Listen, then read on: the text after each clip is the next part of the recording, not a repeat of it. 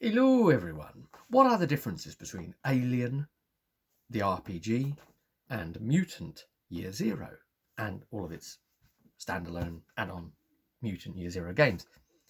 So basically, the Mutant games use the Year Zero engine, as you'll see it referred to. And some other games use that and modify it. So something like Forbidden Lands is a modification to it as well. And it's got some great ideas that it employs. And the Alien RPG, by the same company, by Free League Publishing, Fria Ligan in the Swedish, it's made some modifications specific to its universe that are characteristic of its universe. And there isn't really a lot to talk about. There may be a few other little ifs and gifs that I can't think of off the top of my head. But if I can't think of them, then they aren't really the essential stuff. Aside from like the obvious things that, you know, the Alien one's got a whole bunch of, I don't know, like spacecraft and things like that, and the special rules for fighting in space. I mean, that's kind of obvious, where something like Mutant wouldn't have those. But I mean, you can just convert across if it were to ever become a thing. You know, your mutants end up in space on some sort of space pirates arc or something. But aside from all of that nonsense, right, the heart of it is pretty much in the dice mechanics. So, because everything else is, you know, very, very similar.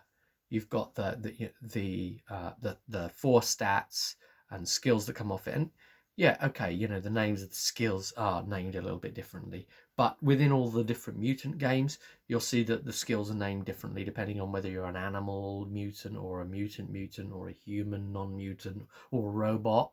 And it's really, really named differently completely, including all the attributes as well.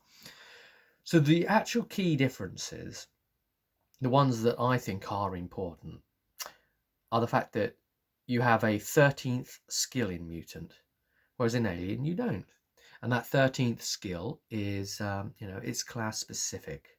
So you can build that skill up, and it will usually help to define you as a class, and you can attempt to do roles in that skill that only your class can do, really.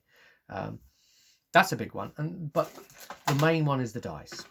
So these are the dice for the Alien game, just these black and yellow ones.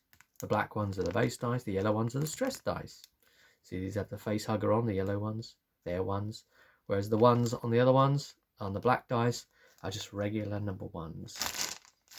Whereas with the mutant system, there you have 3 colours of dice. We have the yellow, green, and black. And these have different kinds of symbols again, you know, especially for the ones on the black dice only look like this, which, you know, that's basically gear braking or something. These are gear dice. So yeah, Mutant takes the distinction of saying we have gear dice, and these two are attribute and skill dice, respectively. So, you know, whatever your attribute is, you grab. Whatever your skill is, you grab. And you know, 6s are still successes, but the ones look kind of different depending on which dice it is. So these are the bad versions of the ones, and these are the not go against you versions of the ones. These are the ones that basically break your attribute if you push the roll. Both systems have a pushed roll again, you know. So yeah, you work out the dice that way. Whereas with the Alien game, you take your attribute and your skill and your gear, you take all 3 factors and you work that many black dice out. So it's just the black dice for all of that.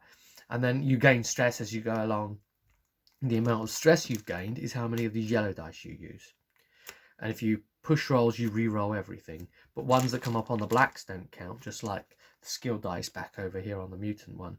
It's only ones in the Alien that come up here on the yellow that have the face hugger on. That's when you panic, basically. So this has got that sort of like acute Cthulhu kind of element, where, you know, you'll be freaking out within the moment.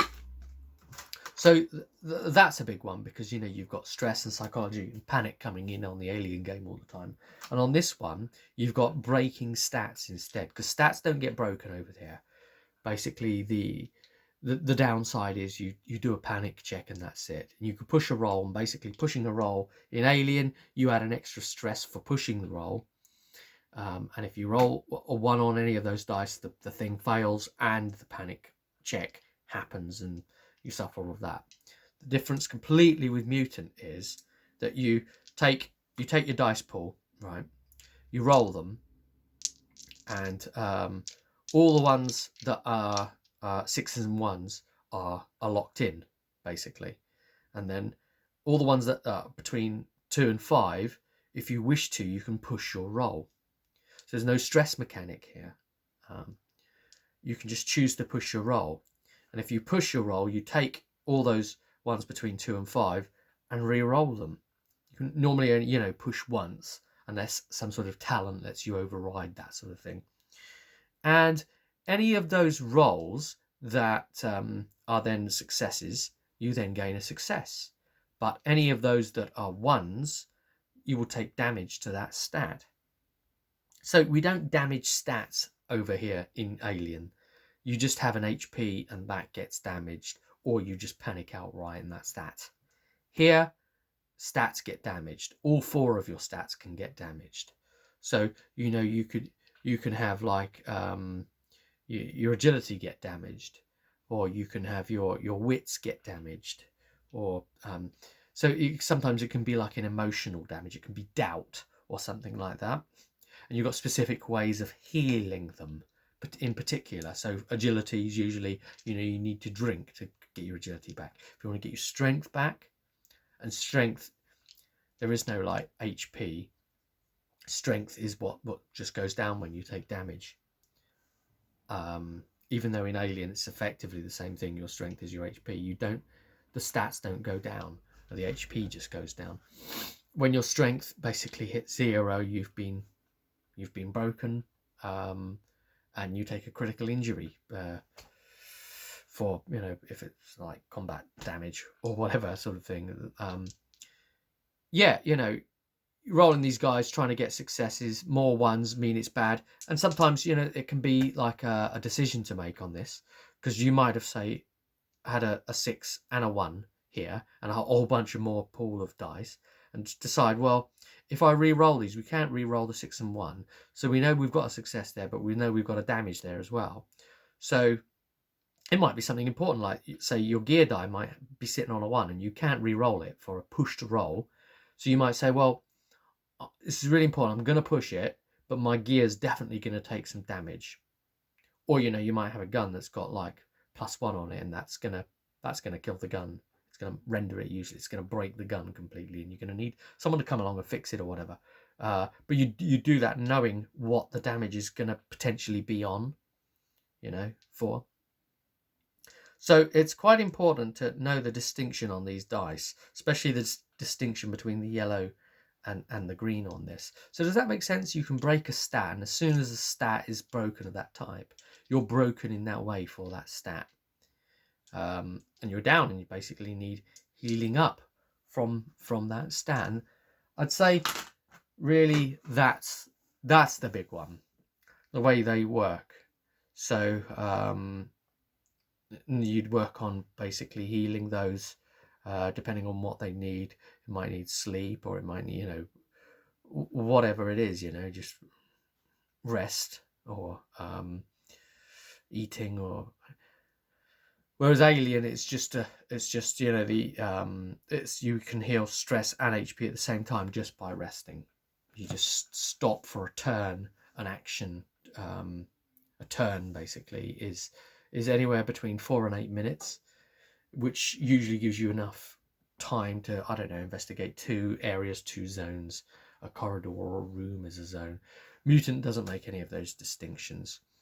So they're different games in that sense. They, you know, Alien has like exploration time, and it uses the turns measurement as a form within its mechanics, which is pretty cool. But there you go, you know, Mutant does it this way. And I could get into the little bit that I know about Forbidden Lands and how it does like supply rating things, and then how Aliens kind of borrowed a bit of that.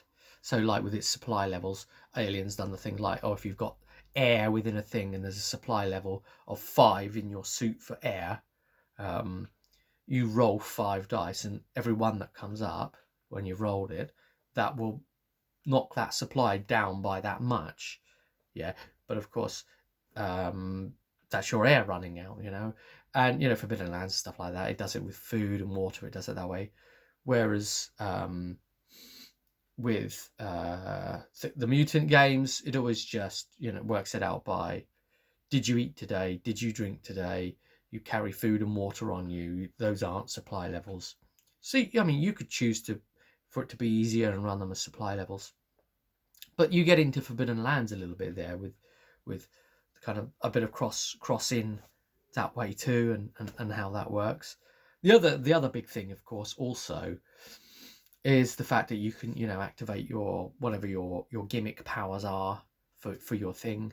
So, like, as an example, in GenLab Alpha, it was your feral powers, or you know, you might pop psionic powers, or anything like that, mutant powers, and or in Forbidden Lands, your spell casting and whatever that is, and you roll another d6 when you pop that power, and reduce your total amounts of points to use that power by 1, or however much it takes to use that power, and do a roll and hope you didn't get a 1, because in which case some bad thing then happens, and you roll on the chart to see which bad thing, like feedback or whatever kind of thing it is.